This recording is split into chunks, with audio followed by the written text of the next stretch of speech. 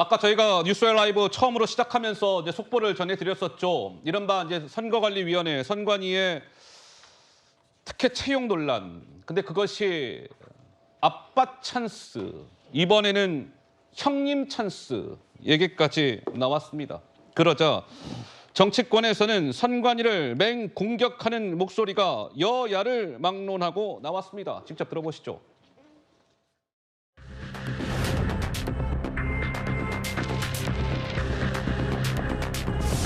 아빠 찬스에 형님 찬스 의혹까지 언론에 보도되면서 국민적 분노가 하늘을 찌르는 상황입니다.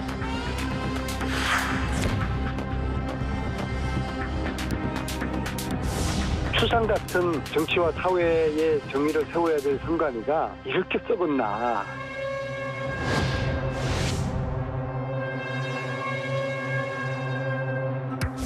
상당히 짝이 없는 얘기네요. 자기 마음대로 헌법 위에 존재하는 기관인 것처럼 군림한다면 그건 용납되지 않는 일 아니겠습니까?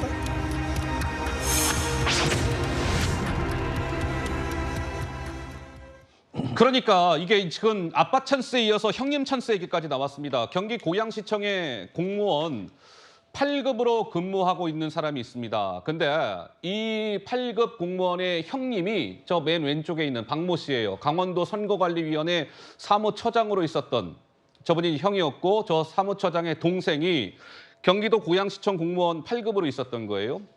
그리고 나서 2014년 2월 경기도 고양선거관리위원회로 경력 채용됩니다. 시청 공무원으로 있던 동생이 고양 선관위 쪽으로 온 것이죠. 그리고 나서 2015년 1월 8급이었던 공무원인데 7급으로 승진이 됩니다. 기간을 한번 볼까요? 2014년 2월에 왔으니까 2015년 1월이면 한 11개월 만에 8급에서 7급으로 승진을 합니다. 그러니까 승진도 벼락승진 아니냐 이런 것이고 저 채용 과정에서도 형님 찬스 얘기까지 나왔습니다. 박원석 의원님. 예. 이 선관위가 헌법상 굉장히 독립성이 강한 기구입니다. 예. 선관위한테 그렇게 강한 독립성을 부여한 이유는 어느 정파에도 휘둘리지 말고 민주주의의 근간이라고 할 수 있는 선거의 공정성과 투명성을 제대로 선관위가 지켜달라 이런 취지에서 준 거예요. 예. 근데 이걸 악용한 겁니다. 하하. 그런 독립성을 내부의 저런 어떤 채용 비위, 자기 식구 결국에는 그 세우기 네. 이런 걸로 지금 선관위가 악용한 거예요. 이게 선거 관리의 본질적인 요소하고 관련은 없는 내부의 비위이긴 한데 예. 국민들은 이 모습을 지켜보면서 저런 선관위가 과연 투명하고 공정하게 선거 관리를 했을까라는 예. 생각을 안 할 수가 없습니다. 그런 의심을 안 할 수가 없어요.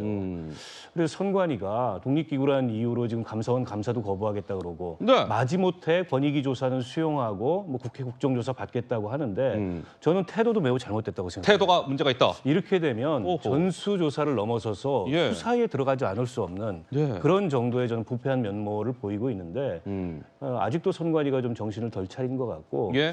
이게 선관위가 90년대 이후로 사실상 사무총장이 모든 사무를 총괄하는데 내부 승진으로만 사무총장이 쭉 이어져 왔어요. 예. 그래서 이참에 과감하게 수술을 하려면 이제 내부 승진이 아니고 외부에서 예. 이 개혁의 칼을 들이댈 수 있는 그런 사무총장이 임명돼야 되는 거 아니냐. 예. 국회가 이런 얘기까지 나왔거든요. 네. 그렇다면 선관위는 지금까지 자신들 안의 문제를 어떻게든 좀 감추고 축소하고 은폐하려는 네. 그런 모습을 보일 게 아니고 하여튼 모든 것을 다 하겠다. 감사원 감찰도 받고 검찰 수사도 받겠다. 이런 모습으로 나서야 되지 않을까 싶습니다. 그러니까 어제도 제가 말씀드린 것처럼 요즘 우리 젊은이들이 공무원 되기 위해서 얼마나 힘들어요. 그렇죠?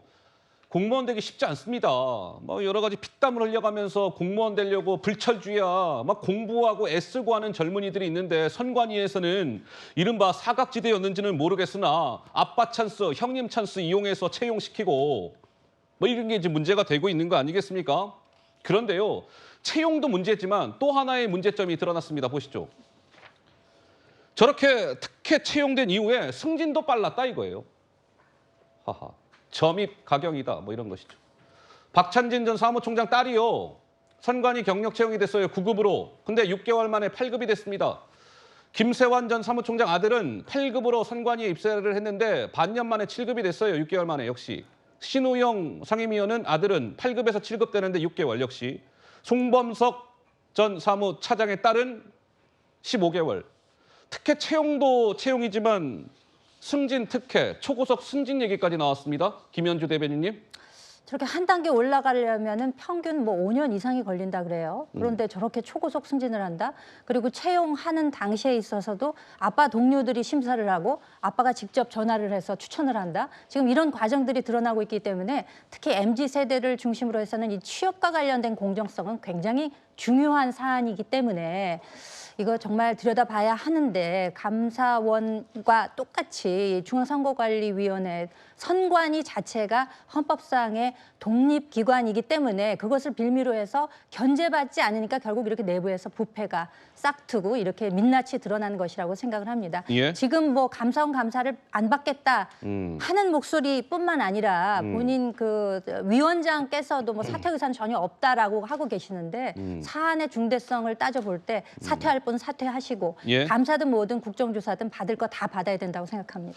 그렇군요. 근데 이번에 또 하나 새롭게 드러난 사실이 있습니다. 아빠 근무지에 이게 무슨 얘기냐면 자 정말 이게 뭐 선관위 채용이 특혜 이 문제가 어디까지 갈지 모르겠는데 인천 선관위 2명, 충북 선관위 1명, 충남 선관위 1명 이렇게 근무했던 사람들의 자녀가 실제로 저 시도 선관위에 채용이 됐다는 거예요. 인천 선관위에서 근무했던 사람이 있었어요. 선거관리위원회 직원이 있었겠죠. 근데 그의 아들도 같은 저 인천 바운더리 안에 선관위에 채용이 됐다 이런 것이죠. 충북도 마찬가지인 것이고 충남도 마찬가지였다는 겁니다. 그러니까 저 노란색 글자 보이십니까? 아빠 소속 지역 선관위에 채용을 특혜식으로 한 것 아니냐. 이제 이런 얘기까지 나왔어요. 송평론가님. 일단 외부로부터 철저한 감사나 감찰을 받지 않았기 때문에 저런 문제가 불거지는 것이고 지금 그리고 저는 문제가 되는 것이 이 선관위가 한번 환골 탈퇴할 기회가 있었는데 예. 그것을 내부에서 자정 노력을 하겠다고 했기 때문에 제대로 되지 않은 거예요. 그래서 이번에는 지금 경찰이 간부 4명에 대해서 뭐 수사를 의뢰를 하고 경찰에 수사를 의뢰를 했고 또 감사원이 감사를 하겠다고 하는데 감사를 안 받겠다고 최종 결정을 했지 않습니까 오늘. 저는 분명히 반드시 감사를 받아야 된다고 생각하는 것이 예. 그때 그 2020년 총선 때 소쿠리 뭐 투표 그때 코로나 부재자 투표할 때 그 소동이 일어났지 않습니까? 그때 어떤 일이 있었냐면은 노정희 당시 이 선관위원장이 그 출근도 안 했어요. 그날 마지막 그러니까 부재자 투표할 때 출근도 안 한 상황이었어요. 그래서 논란이 일어나서 그때 선관위가 내놓은 것이 뭐냐면은 자정 노력을 하겠다. 그래서 획기적으로 모든 것을 다 바꾸겠다. 예. 이런 이야기를 했습니다. 소쿠리 투표 그 논란 자체도 상당히 큰 문제였죠. 예. 선관위가 그런 실수를 저질렀기 때문에. 그래서 그때 자정 노력을 하겠다고 하고 뭐 기구도 혁신하고 하겠다고 다 이야기를 했어요. 예. 그런데 조금 전에 그 경력직 채용을 한 거 보면은 그 이후에 2022년에 막 일어난 거예요. 그때 예. 2020년에 그런 일이 있어서 자정 노력을 하겠다고 했는데 자기들 내부 문제는 그대로 가지고 간 겁니다. 그렇기 때문에 이것은 외부에서 분명히 감사를 해야 되고 예. 경찰도 철저한 수사를 해야 된다고 보는 거죠.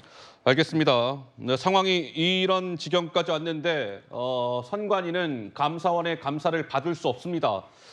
이렇게 거부했다라는 또 속보가 전해졌습니다. 이 논란이 당분간 계속 좀 이어지지 않을까 싶네요.